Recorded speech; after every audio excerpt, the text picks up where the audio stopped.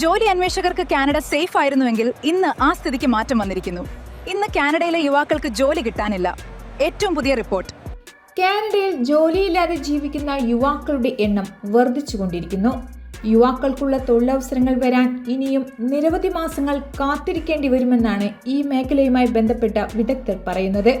Statistics കാനഡയുടെ ഏറ്റവും പുതിയ ഡാറ്റ കാണിക്കുന്നത് കാനഡയിൽ 15-നും 24-നും ഇടയിൽ പ്രായമുള്ള യുവാക്കളുടെ തൊഴിലില്ലായ്മ നിരക്ക് വർദ്ധിച്ചുകൊണ്ടിരിക്കുകയാണെന്നാണ്. ഏപ്രിലിലെ തൊഴിലില്ലായ്മ നിരക്ക് 14.3%. 2023 മാർച്ചിൽ ഇത് 9.4%. തുടർച്ചയായ 5-ാം പാദത്തിലെ മൊത്ത ആഭ്യന്തര ഉൽപാദനം സ്റ്റാറ്റിസ്റ്റിക്സ് കാനഡ പുറത്തുവിട്ടതിനെ തുടർന്ന് കാനഡ സാങ്കേതിക മാന്ദ്യത്തിലേക്ക് വീണെന്നു തന്നെ പറയാം.